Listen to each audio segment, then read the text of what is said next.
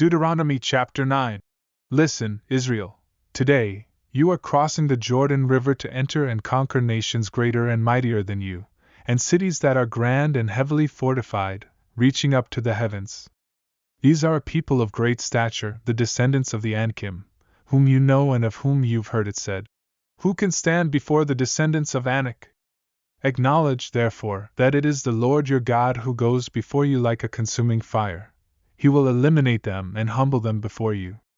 So, you shall drive them out and swiftly eradicate them, as the Lord has promised you. Do not think in your heart, after the Lord your God has driven them out before you, "It is because of my righteousness that the Lord has brought me in to possess this land." Instead, it is due to the wickedness of these nations that the Lord is dispossessing them before you. It is not because of your righteousness or the integrity of your heart that you are inheriting their land. Instead, it is because of the wickedness of these nations that the Lord your God is driving them out before you, and to fulfill the promise He made to your fathers, Abraham, Isaac, and Jacob. Understand, therefore, that the Lord your God is not giving you this good land because of your righteousness, for you are a stubborn people. Remember and do not forget how you provoked the Lord your God to wrath in the wilderness. From the day you left the land of Egypt until you reached this place, you have been rebellious against the Lord. Even at Horeb, you provoked the Lord's anger, and He was so angry with you that He was ready to destroy you. When I went up the mountain to receive the stone tablets, the tablets of the covenant that the Lord made with you, I stayed on the mountain 40 days and 40 nights. I neither ate bread nor drank water. The Lord gave me the 2 stone tablets inscribed by the finger of God, and on them were written all the words the Lord spoke to you from the midst of the fire on the day of the assembly. At the end of 40 days and 40 nights, the Lord gave me the 2 stone tablets, the tablets of the covenant.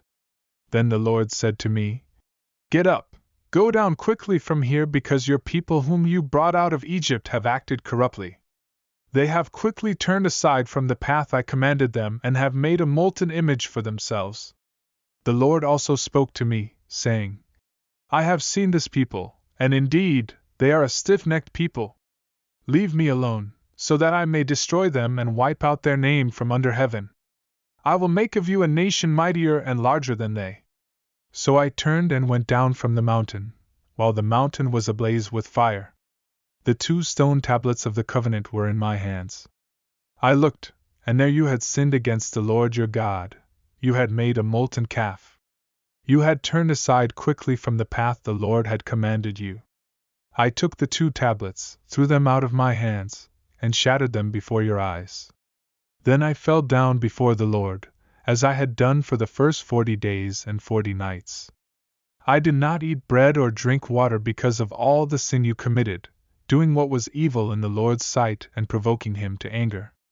I was afraid of the fierce anger and wrath the Lord had directed against you, enough to destroy you. But again, the Lord listened to me at that time. The Lord was also extremely angry with Aaron, wanting to destroy him. But I prayed for Aaron at that time as well. I took the calf you had made, the sinful thing, burned it in the fire, crushed it, ground it until it was as fine as dust, and then threw its dust into the brook that came down from the mountain. At Taberah, Massah, and Kibroth-hattaavah, you provoked the Lord's anger.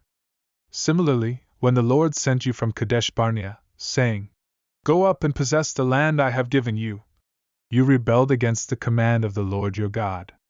You did not believe Him or obey His voice. You have been rebellious against the Lord from the day I knew you. So I prostrated myself before the Lord for 40 days and 40 nights, just as I had done at the beginning, because the Lord had said He would destroy you. I prayed to the Lord and said, "O Lord God, do not annihilate your people, your inheritance, whom you have redeemed through your greatness and brought out of Egypt with a mighty hand. Remember your servants, Abraham, Isaac, and Jacob. Pay no attention to the stubbornness of this people, their wickedness, or their sin. Otherwise, the land from which you brought us out will say, because the Lord wasn't able to bring them into the land He had promised them, and because He hated them, He brought them out to kill them in the wilderness. But they are your people, your inheritance, whom you brought out by your great power and outstretched arm.